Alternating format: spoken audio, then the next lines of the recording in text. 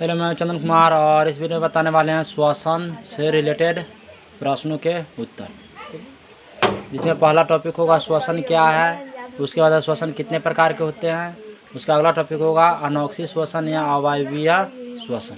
ये 3-4 टॉपिक पर इस वीडियो में चर्चा करने वाले हैं। ये स्टार्ट करते हैं। सबसे पहला टॉपिक इस वीडियो का श्वसन क्या है या श्वसन किसे कहते हैं या श्वसन से आप क्या समझते हैं या श्वसन की परिभाषा दे। इतना क्वेश्चन का आंसर एक ही होगा, ठीक है। अब आंसर क्या होगा कि वह जटिल जैविक रासायनिक प्रक्रम जिसमें कार्बनिक पदार्थों के चरणबद्ध ऑक्सीकरण के फलस्वरूप ऊर्जा मुक्त होती है।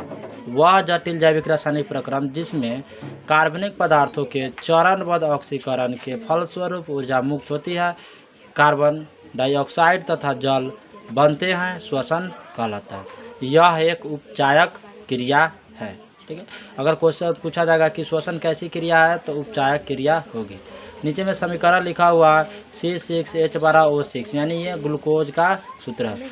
और ये तब क्या होता है, टूटता है किसमें, तो 6CO2 प्लस 6H2O, यानी कार्बन डाइऑक्साइड के 6 अणु और जल के 6 अणु में टूटते हैं और ऊर्जा मुक्त होते हैं 2830 किलो जूल, यानी 2830 किलो जूल ऊर्जा मुक्त होते हैं इसमें। नेक्स्ट है श्वसन कितने प्रकार के होते हैं।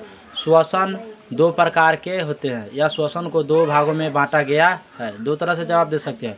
पहला श्वसन 2 प्रकार के होते हैं, ठीक है, या श्वसन 2 प्रकार के होते हैं, श्वसन के 2 भेद होते हैं, या इसको लिख सकते हैं कि श्वसन को 2 भागों में बांटा गया। तो सबसे अच्छा होगा कि श्वसन 2 भागों में बांटा गया है। पहला अनोक्सी श्वसन, दूसरा ऑक्सी श्वसन, या अगर पहले में लिखेंगे ऑक्सी श्वसन तो दूसरा में हो जाएगा अनोक्सी श्वसन। अब इसमें ये दोनों से जो दिया हुआ अनोक्सी श्वसन और ऑक्सी श्वसन उससे रिलेटेड थोड़ा सा बस एक लाइन में समझ लेंगे इसको कि वैसी श्वसन क्रिया जिसमें ऑक्सीजन का उपयोग होता है, ऑक्सीजन खर्च होता है, ऑक्सी श्वसन कहलाता है। और वैसी श्वसन क्रिया जिसमें ऑक्सीजन खर्च नहीं के बराबर होता है या ऑक्सीजन की अनुपस्थिति में श्वसन क्रिया होती है, वैसी श्वसन क्रिया को अनोक्सी श्वसन कहा जाता है। बस 2 लाइन याद रखेंगे कि जो श्वसन क्रिया ऑक्सीजन की उपस्थिति में होती है ऑक्सी श्वसन कहलाती है, और जो श्वसन क्रिया यानी कि जो श्वसन क्रिया ऑक्सीजन की अनुपस्थिति में होती है अनोक्सी श्वसन कहलाती है। यानी कि ऑक्सीजन की उपस्थिति में होगी तो कैसी क्रिया होगी, तो ऑक्सी श्वसन क्रिया होगी, और ऑक्सीजन की अनुपस्थिति में होगी तो अनोक्सी श्वसन क्रिया होगी।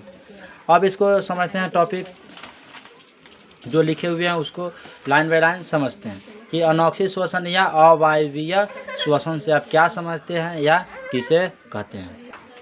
अब नेक्स्ट क्या है, अनोक्सी श्वसन या अवायवीय श्वसन। तो कभी कभी ऑक्सीजन के अभाव में भी श्वसन क्रिया होती है, ठीक है।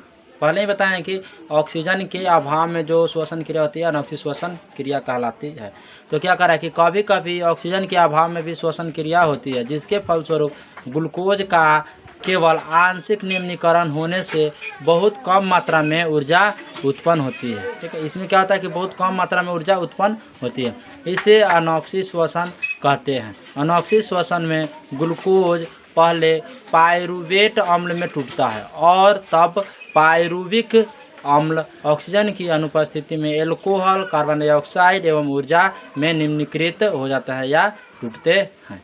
अब इसका समीकरण दिया हुआ C6H12O6 प्लस 2C3H4O3, और ये टूटते हैं 2C3H5OH plus 2CO2 plus 28 kilo calorie ऊर्जा उत्पन्न होती है।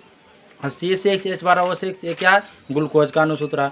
पाइरूवेट जो क्या है, अम्ल है, तो C3H4O3 होता है। और एथिल एल्कोहल यानी कि इसको एथेनॉल भी कहा जाता है, इसका जो अनुसूत्र है C3H5OH, ठीक है। और CO2 जो है वो क्या है, कार्बन डाइऑक्साइड है, और प्लस 80 कैलोरी ऊर्जा मुक्त होती है।